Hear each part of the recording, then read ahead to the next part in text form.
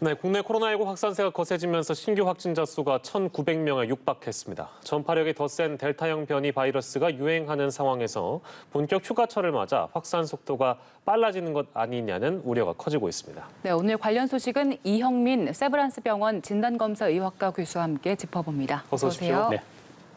네, 오늘 확인된 신규 확진자 수가 코로나 사태 이후 가장 많았습니다. 그러니까 지난주에 정점을 찍은 게 아니냐 이제 이런 분석들도 있었습니다만 전문가분들께서는 뭐 이게 정점이 아닐 확률이 더 높다 이제 이런 말씀 많이 주셨는데 오늘 그게 이제 확인이 된 셈이고요. 문제는 앞서 언급해드린 대로 확산 속도가 이렇게 더 빨라지면 오늘이 또 정점이 아닐 수 있지 않겠는가 이제 이 부분인데요. 지금 추이로 보면 하루 몇 명대까지 우리가 좀 예상을 해봐야 될까요? 글쎄요, 지금 추이로 보면은 지금 예측이 어렵습니다. 왜냐하면은 모델링에 필요한 여러 가지 데이터들이나 이런 것들이 자꾸 바뀌고 있어가지고 예측은 어려운데 전문가들 같은 경우에는 지금 현재대로 가면은 아마 7월 중에는 2,000명을 넘을 거. 예상을 하고 있고요.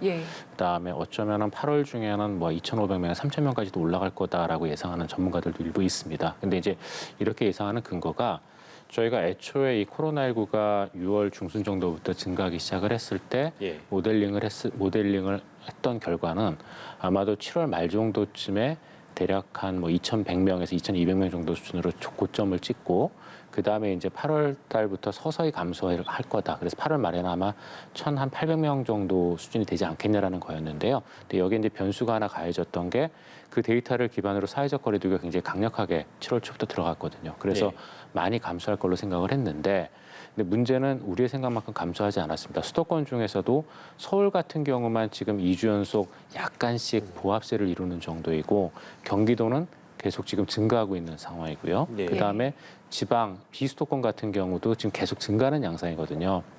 그래서 이게 지금 애초에 생각했던 것보다는 좀 다른 양상으로 흐르고 있는데 그 이유는 크게 제가 보기에 두 가지가 있을 것 같습니다. 첫 번째는 아무래도 기존의 그 코로나19 변형에 비해서 더 감염력이 높은 델타 변이가 지금 급속도로 확산되는 게 하나가 있고요. 두 번째는 이제 사회적 거리두기를 강화했음에도 불구하고 이동량은 별로 감소하지 않았거든요. 그러다 보니까 이 두 가지가 결국은 영향을 주는 걸로 보이는데 델타 변이 같은 경우에는 기존의 코로나19에 비해서는 거의 감염력이 2배 정도 높다 보니까 이제 일설에 의하면은 거의 한 재생산 지수가 기존의 한 2에서 3 정도보다 더 높은 5에서 6 정도 될 거다라는 이제 예측도 있고, 그다음에 사회적 거리두기에 따른 또 이동량 감소도 지금 이제 전주하고 비교를 해보게 되면은 주중에는 오히려 1% 정도 올랐고요. 그다음에 주말에만 약간 한 1%, 0.3% 정도 감소한 정도 수준이거든요. 그래서 지금 사회적 거리두기에 따른 이동량 감소도 효과가 별로 나타나지 않고 있고, 그다음에 그러면서 델타 변이는 또 급속도로 확산되다 보니까 오히려 이게 좀 약간씩 증가하는 그런 추세로 지금 나타나고 있다고 생각을 합니다. 지금 두 가지 요소를 짚어주셨어요. 델타 변이 그리고 이동량이 증가했던 요소들인데 델타는 저희가 별다른 방법이 없잖아요. 거리두기를 계속해서 잘 지키는 수밖에. 근데 이동량에 대해서도 지금 거리두기 단계를 높이면서 대비를 한 건데 왜 줄어들지 않았을까요? 지금 여러 가지가 있을 것 같은데 첫 번째는 이제 피로감이 첫 번째로 이제 있고요. 그다음에 두 번째는 이건 어떻게 보면 조금 더 우리 사회라기보다 이제 중앙사고수습본부나 이런 방역 당국이 조금 더 질책을 받아야 되는 부분들인데 이러한 지난 한 1년 반 정도의 코로나19를 겪으면서도 이런 대규모 유행이 여름철에 나타났을 때에 대비한 여러 가지 정책이나 이런 부분들 좀 부족한 부분들이 있었거든요. 그러다 보니까 지금 여름 휴가 같은 경우도 지금 워낙에 이런 코로나19 확산 단계라면은 좀 더 순차적으로 소규모의 인원이 나눠서 갈 수 있는 정도로 가야 되는 건데 여기에 대한 여러 가지 대응도 없다 보니까 좀 수도권의 인구가 자꾸 지방 쪽으로 내려가면서 지방 쪽에서의 어떤 사회적 거리두기 완화에 따른 지방 쪽에서의 이동량이 좀 늘어나는 그러한 현상으로 지금 나타나고 있거든요. 그래서 이게 하나 첫 번째 문제가 될 것 같고요. 그다음에 두 번째는 주말의 이동량은 그래도 조금 감소를 하는 편인데 주중의 이동량은 거의 변화가 없거나 약간 감소하거나 이 정도이거든요. 이거는 뭐냐면은 우리가 일상생활을 영위하기 위한 여러 가지 활동들, 대표적인 게 이제 직장으로 출근이라든가 이런 것들이 될 텐데요. 이런 부분들이 지금 전혀 영향을 받지 않고 있거든요. 이거는 어떻게 보면 외국 같은 경우에 코로나19에 대한 대응을 위해서 미국 같은 경우도 주요 대기업이 지금 재택근무나 이런 것들을 적극적으로 활용하고 있지 않습니까? 네. 근데 이런 부분들에서 우리나라는 사실은 거의 대비가 없었던 거나 마찬가지거든요. 예. 그러다 보니까 사회적 거리두기 완화라는 게 주중의 생활은 그대로 이루어지면서 또 주간의 생활은 그대로 이루어지면서 이제 밤 또는 주말의 생활에 대해서만 일부 영향을 주는 정도의 지금 거리두기가 진행되다 보니까 네. 이게 효과가 그렇게까지 명확하게 나타나지 않는 걸로 생각이 됩니다. 네. 예. 그래서 방역 당국에서도 다음 주에도 지금 거리두기가 그다지 큰 효과를 보이지 못하면 조금 더 강력한 조치를 내놓겠다, 검토하겠다고 밝혔는데 어떤 방법들이 고안될까요?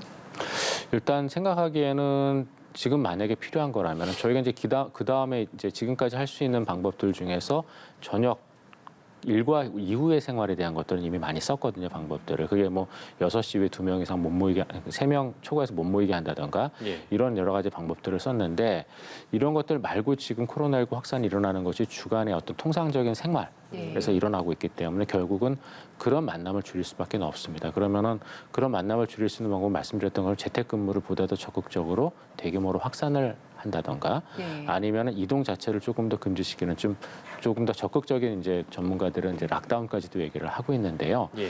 그런 정도에 이르는 정도의 이동을 금지시켜주는 수단이 아니고서는 아마도 현재의 그 코로나19 그 확산세를 좀 급격하게 우리가 떨어뜨리기는 어렵지 않을까라고 생각을 합니다. 알겠습니다. 교수님 말씀을 참고로 해서 더 강한 조치가 물론 이제 전제가 있습니다. 거리두기 효과가 나타나지 않으면 더 강한 조치를 검토하겠다는 건데 그 강한 조치가 어떤 것인지는 지켜봐야 될 일이고요. 자, 그리고 비수도권 거리두기 3단계로 격상했는데 인구 10만 명 이하 도시는 자율적으로 거리두기를 결정하고 있는 그런 상황입니다. 전국의 거리두기는 이제 보여드리는 것처럼 4단계인 곳도 있고 3단계인 곳이 뭐 대부분일 텐데 이제 1단계인 부분도 좀 보여지죠. 이제 그런 도시들은 좀 작은 도시들일 겁니다. 때문에 이게 그러니까 결국엔 또 풍선 효과에 대한 지적이 다시 한번 나오게 되는 건데요. 그 부분은 어떻게 보시는지요? 맞습니다. 풍선 효과가 이제 나타날 수밖에 없는데 그런데 이제 이렇게 결정한 이유는 인구 10만 명 이하 도시 같은 경우에는 사실은 뭐 유흥시설이나 이런 부분들에서 대도시에 비해서는 조금 유흥시설도 좀 적고 이러다 보니까 아마 풍선 효과가 좀 덜 나타날 거라고 생각을 해서 이렇게 이제 정책을 세운 걸로 이해가 되는데요. 문제는 지금 현재 발생하는 양상을 보시면 수도권의 경우에 있어서는 지금 현재 발생 양상 중에 절반이 확진자 접촉이고 지역 집단 발생은 11% 정도밖에 안 됩니다. 이제 감염 경도를 알 수 없는 게 거의 34%에 가깝다는 게 이제 큰 문제이지만요. 근데 비수도권의 경우에 있어서 최근에 감염 양상을 보시면 확진자 접촉이 마찬가지로 한 40% 정도로 높기는 하지만 수도권에 비해서는 낮고 지역 집단 발생이 수도권의 거의 3배에 달하는 33%입니다. 이건 무슨 얘기냐면은 지역 안에서 집단 감염으로 갈 정도로 방역에 대한 어떤 민감도나 이런 것들이 좀 완화돼 있다는 뜻이거든요. 왜냐하면은 본인이 살고 있는 지역에 코로나19가 그렇게 많지 않다는 생각이 되면은 누구나 다 좀 느슨해진 마음을 가질 수밖에 없는 상황이 됩니다. 근데 이런 상황에서 만약에 풍선 효과처럼 코로나19가 많이 이렇게 유입이 되게 된다면은 바로 이거는 집단 감염으로 연결된 가능성이 높거든요. 그래서 그런 측면에서 보게 된다면은 분명히 우리가 이런 방심에 의한 지역 집단 감염의 가능성이 이런 소도시에서 높다라는 거를 분명히 고려를 해야 되고 그런 부분들을 본다면 저는 아마 이런 도시들도 가급적 가능하다면 조금 그 강화된 거리두기를 가져가는 게 맞다고 생각을 합니다. 네, 저희 거리두기와 관련해서 이야기 나눠봤고요. 이제 백신 관련해서 짚어보겠습니다. 50대 시작으로 해서 하반기 대규모 접종이 다시 시작됐습니다. 지금 그런데 공급 불안이 여전히 있잖아요. 그리고 여기에 또 델타 변이가 계속해서 확산을 하고 있기 때문에 우리가 목표로 했던 11월 집단 면역 달성이 가능할 수 있을 것인가 다시금 의문이 제기되고 있는데 교수님께서는 지금 상황으로 미뤄봤을 때 어떻게 보십니까? 일단 델타 변이에 대해서 말씀드리면 델타 변이 같은 경우에는 저희가 이제 예방 접종을 서둘러서 해야 되는 이유이기도 하지만 반면에 대규모로 환자가 지금처럼 발생하는 경우에 있어서는 예방 접종의 방해 요소로 작용을 하기 때문에 분명히 예방 접종이 일부 지연될 수밖에 없는 요소입니다. 그래서 우리가 이 델타 변이 에 의한 코로나19 확산을 좀 막아야 되는 이유 중에 하나도 사실은 거기에 있거든요. 그래서 그런 측면에서도 굉장히 현재의 코로나19 방역이 중요하다고 생각이 되고요. 그다음에 두 번째로 이제 11월에 집단 면역을 저희가 형성하기 위해서는 일단은 공급량 대한 부분들이 좀 해결이 어느 정도 돼야 되는데 최근에 이제 일부 백신에 대한 공급량 부족이나 이런 이슈가 조금 있었거든요. 네. 있었는데 근데 다행스럽게도 이제 다시 다음 주부터 재개가 된다고 하는데 만약에 정부의 예측대로라면 현재 7월 말부터 8월 말까지 예측된 게 대략 한 3,100만 도스, 그 다음에 9월에 예정된 게 4,200만 도스 정도가 됩니다. 그래서 만약에 이 물량이 제대로만 들어온다면 그리고 코로나19의 현재 국내 발생 현황이 앞으로 저희가 좀 예측했던 것처럼 그렇게 폭발적으로 늘지만 않는다면 그러면은 저는 어느 정도 달성할 걸로 생각은 됩니다. 근데 이 목표를 달성하기 위해서는 말씀드렸던 것처럼 현재 코로나19 현황이 조금 더 안정적으로 흘러가야 되고요. 그다음에 예방접종, 그러니까 백신 공급도 이런 조금 얼마 전에 있었던 그런 모사의 어떤 백신처럼 뭐 물량 공급이나 이런 쪽에서 문제가 생기면 안 될 걸로 생각이 됩니다. 예. 근데 이제 글로벌 제약사에 뭐 기대고 있는 그런 상황이기 때문에 이런 공급 문제라든지 뭐 생산 차질 이런 것은 다시 발생할 수도 있을 것 같습니다. 그렇기 때문에 결국에는 국내에서도 백신 개발에 박차를 가야 되는 거 아니냐 이런 평가들이 나오는 것 같은데요. 어떤 의견 주시겠습니까?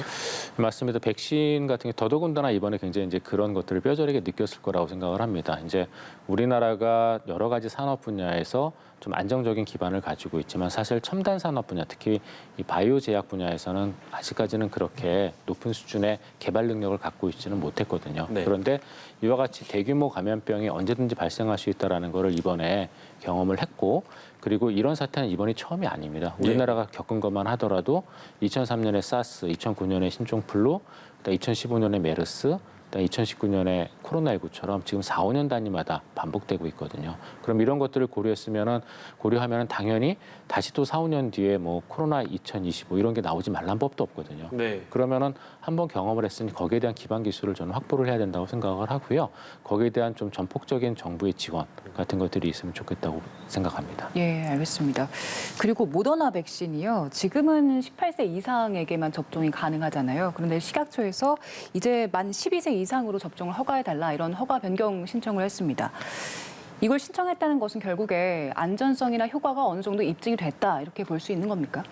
예, 그 모더나사의 백신 같은 경우에는 이미 5월 달에 미국에서는 임상시험 결과가 발표가 됐었습니다. 그때 네. 대략 한 3,700명 정도의 12세에서 17세 어린이들 대상으로 임상시험이 이루어졌고 큰 중증 이상 반응 없이 접종이 완료가 되었으며 접종했던 아이들 중에는 코로나19 그 감염자가 한 명도 발생하지 않았었거든요. 그래서 예.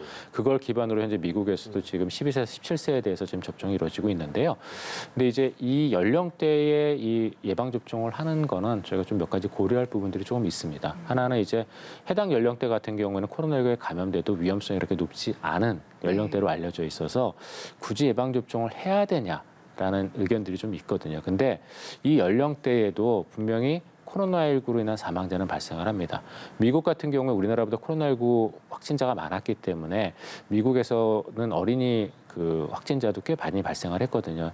제가 기억하기로 하면 6, 70만 명 정도 수준으로 발생했던 걸로 알고 있는데 근데 그중에서 어린이 사망자들이 대략 한 2,000명당 1명꼴 정도, 0.05% 정도 발생을 했거든요. 그리고 어린이들 10대들 같은 경우에 감염자 중에 일부는 또 그 다발성 염증 증후군이라는 합병증도 발생을 할 수가 있기 때문에 그런 것들을 고려하면은 이 연령대의 아이들도 코로나19에 감염되면서 면역력을 얻기보다는 네. 예방접종에 의한 면역력을 획득하는 게 저는 좀 더 이익이 된다라고 생각을 합니다. 예, 알겠습니다.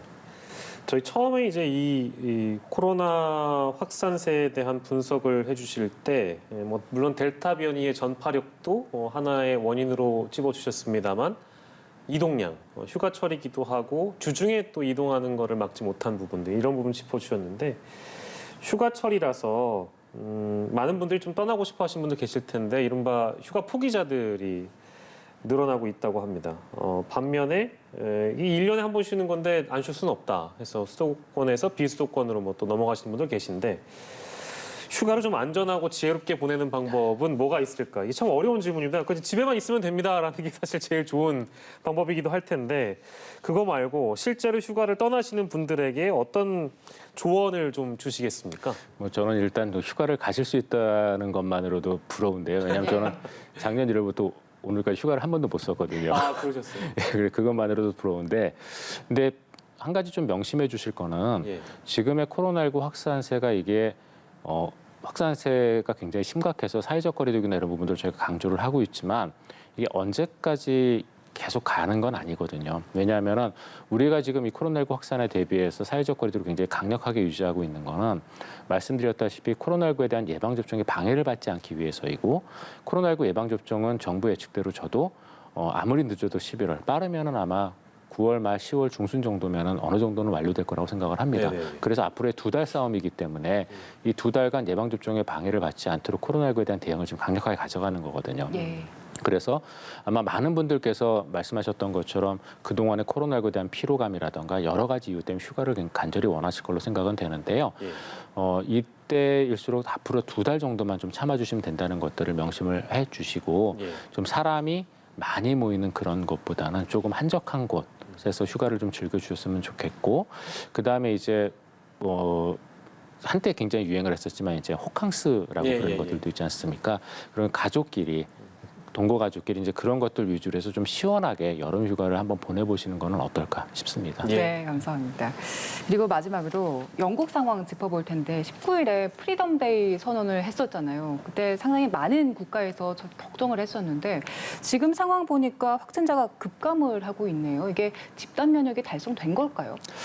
영국을 이제 집단 면역이라고 얘기하기는 조금은 어려울 것 같은데요. 이제 왜 네. 그러냐면은 영국 같은 경우에는 7월 17일 전후에서 대략 한 5만 명 전후반 정도 환자가 발생을 했었거든요. 이제 그러다가 말씀하셨던 것처럼 프리덤 데이를 선언하고 오히려 환자가 지금 줄어서 어저께 같은 경우 한 2만 5천 명 전후반 정도 거의 절반까지 줄었습니다. 그래서 이제 이게 집단 면역의 효과가 아니냐라는 말씀을 하시는데 네. 근데 지금 영국 같은 경우에는 델타 변이가 전체 감염의 90% 이상이거든요. 근데 델타 변이 정도의 감염력이면 사실은 영국의 메르켈 총리도 얘기를 했다시피 집단 면역으로 가기 위해서는 최소한도 80에서 85% 이상의 면역력을 갖고 있어야 됩니다. 근데 네. 영국의 지금 예방접종 현황은 예방접종을 한 번 이상 맞은 게 68.6%. 완료자가 54.9%입니다. 그러니까 아직까지 집단 면역으로 가기에는 충분한 양은 아니거든요. 다만 예. 여기에 코로나19에 감염됨으로써 면역을 획득한 사람이 한 20%는 될 겁니다. 그러면은 거의 대략 한 70에서 80% 정도에 해당될 거라고 생각은 하는데요. 예. 근데 그럼에도 불구하고 아직까지 충분한 거는 아니라고 저도 생각을 하고 이게 만약에 집단 면역의 양가라면 서서히 감소해야 되는데 너무 급격하게 지금 감소를 하고 있거든요. 그래서 이제 많은 전문가들은 이게 집단 면역이라기보다는 유럽 같은 경우에는 어떤 특성이 있냐면은 휴가를 가는 시즌이 되면은 감염자가 줄어듭니다. 대표적인 예가 스웨덴이었거든요. 예. 그래서 작년에 스웨덴 같은 경우에도 휴가를 굉장히 많이 스웨덴 같은 경우에는 1개월 정도 휴가를 가거든요. 예. 그러면 이제 그 휴가 기간 동안 이제 그 산속이나 막 이런 데를 지방 같은 데를 많이 가게 되는데 그러면서 사회적 거리두기가 자연스럽게 실행이 되고 네. 코로나19 확진자가 감소했었는데 그때도 이제 집단 면역이 아니냐라는 얘기가 나왔었거든요. 예. 근데 그러고 나서 9월, 10월 돼서 갑자기 폭증하는 그런 사례가 있었는데 영국도 이제 휴가 시즌이나 혹시 이런 게 겹쳐서 그런 게 아니냐는 분석이 일부 있습니다. 근데 어느 쪽일지는 앞으로 한 최소한도 2주, 그다음에 길게는 한 달 정도 저희가 좀 데이터를 봐야지 알 수 있을 것 같습니다. 예, 알겠습니다. 영국의 상황까지 저희가 짚어봤습니다. 오늘 코로나19 상황은요. 이형민 세브란스 병원 진단검사의학과 교수와 함께 짚어봤습니다. 고맙습니다. 네.